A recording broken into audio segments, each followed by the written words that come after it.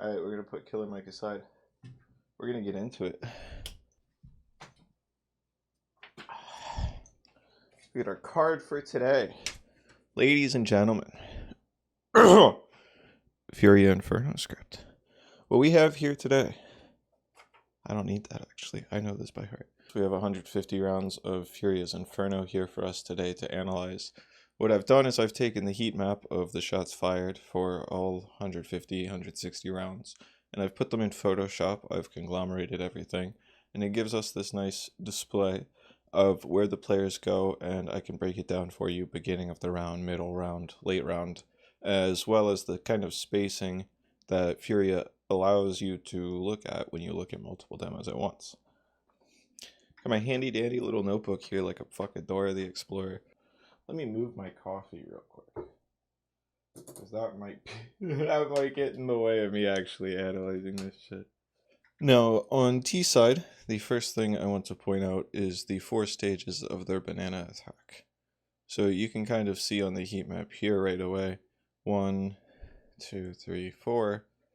So what we can do is we can break down the spacing between each. Now these are going to be about 1 to 1.5 seconds to cross this territory for each. But it gives us a nice progression of their default banana take and where they position themselves. So it's like, I am not going to push past here if my teammate is not here, for example. They know not to overextend. They know to always have that person on their hip, ready to go, ready to assist them as they get further into banana. And we can see they actually have the displacement about the same for these 5 areas right here, which tells me that, you know, probably a 3-person banana default, and then you have 1 alt and then 1 kind of work up mid. You can see a couple red spots creeping up here.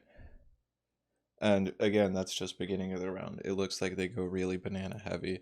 As we all know, very rampageous, very, very aggressive banana style. You know, like, whoa, jumping over logs and everything. They play to each other's strengths. They play to the team play and coordination. And now what that does is it lets them take these fights together. And they are always going to have those trades, giving them more presence to overwhelm the enemy.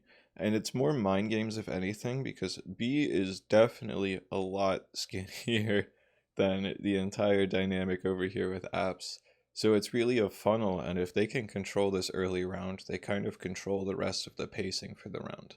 And you'll see on CT side that's evident as well. Going more into the spacing, you could see a lot of the shots fired here in banana are very heavy, very clustered and localized. Whereas over here in A, it's spread out more so.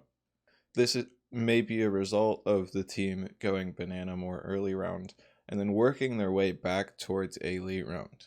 As people die, as people dwindle off, they're not going to have those extra shots to kind of make these zones more red, give more presence in the area. And I would argue that most of these are going to be either entry, like lurk kills mid-round, or they're going to be post plants kind of setting up for these rotate kills. One more overall note that I wanted to make apparent, it seemed like they ended B about 65 to 70% of the time.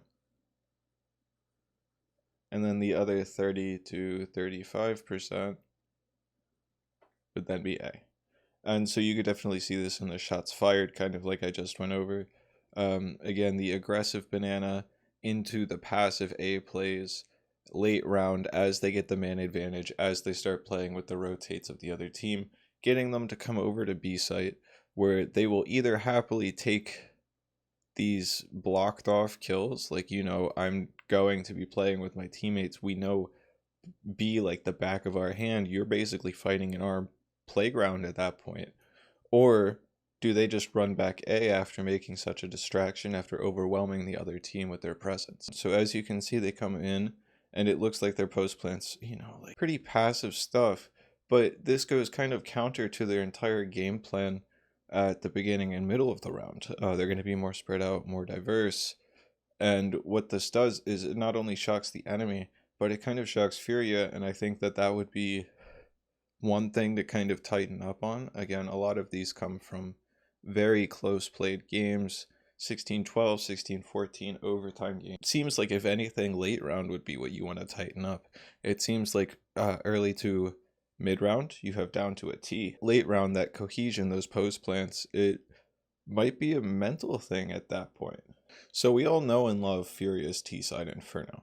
Their banana control gets them aggressive map control and a lot of early round information, and they actually do the same coming over to CT side. They do not actually push their players as far down, get as aggressive, momentum wise, but they definitely do take the same amount of control.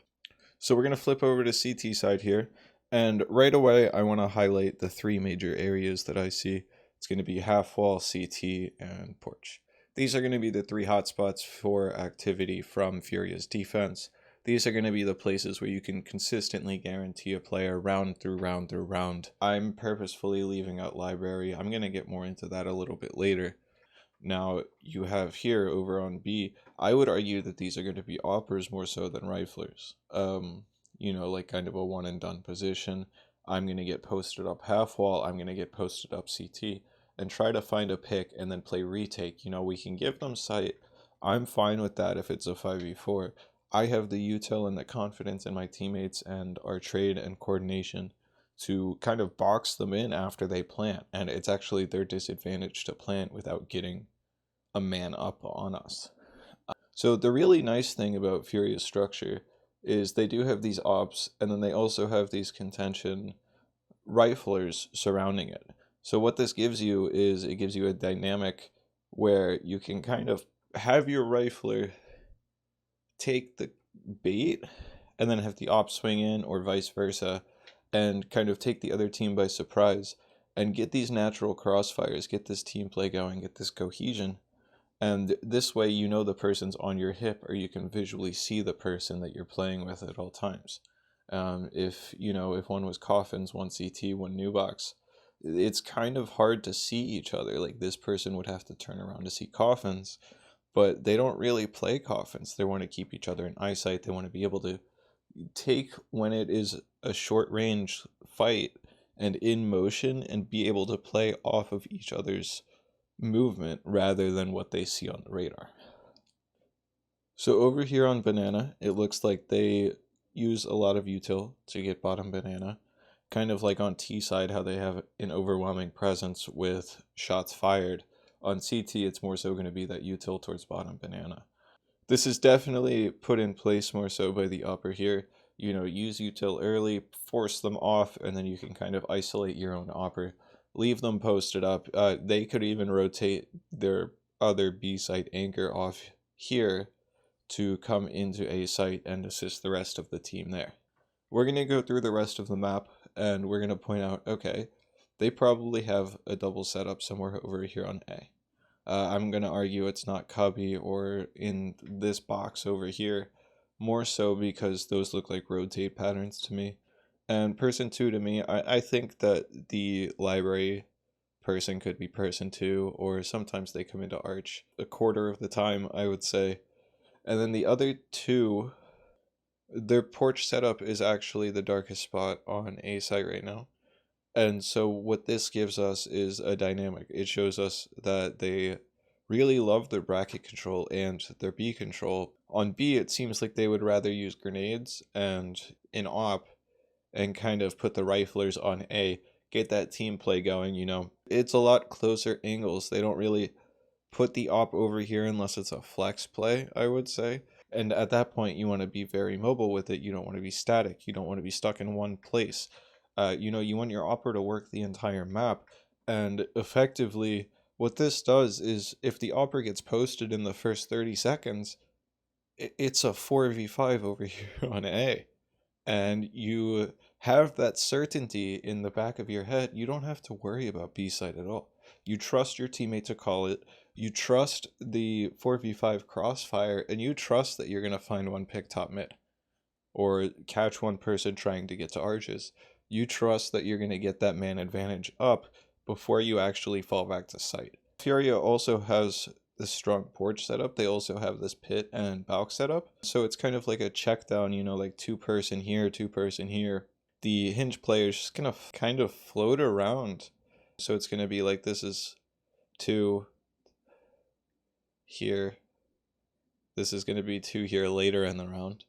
And then the third person is floating around here. And if they need a fourth, it's going to be this person here, library. Let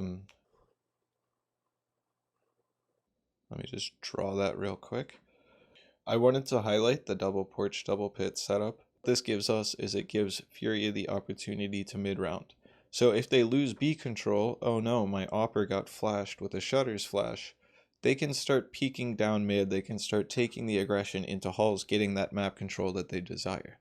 A lot of teams will be very loud getting into halls, you know, they will jump up here, they'll run into long halls, and honestly, if you're just quiet, they give a lot of the info away themselves. FURIA does is they'll sit back and again actually play off of the enemy's sounds. They will position themselves based off where the other team jumps up, where the other team runs to, and I think that's the really nice thing is a lot of teams have these strats on paper, but once it comes down to it, you don't know how the other team's ever gonna react.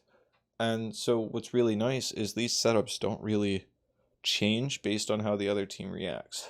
You know, these are the fundamental, like, I'm on your hip, I'm next to you at all times. We're going to be safe from kind of whatever presents itself to us, and we know our protocol going forward. I'm going to go back to the structure of the round.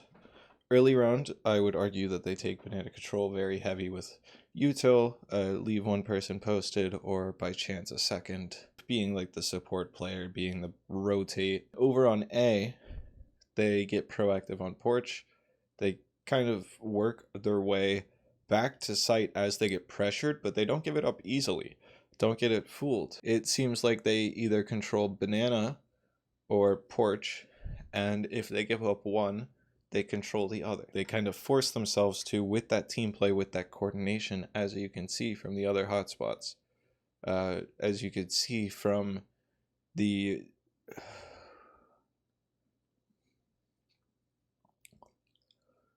as you can see from the hotspots, as you can see from the areas where the team goes with each other, rather than splitting up and playing like, okay, coffins, new box, dark. They don't take these very far back angles. They would rather take the close up, like in your face angles. And it's very aggressive. It's a very dynamic strategy.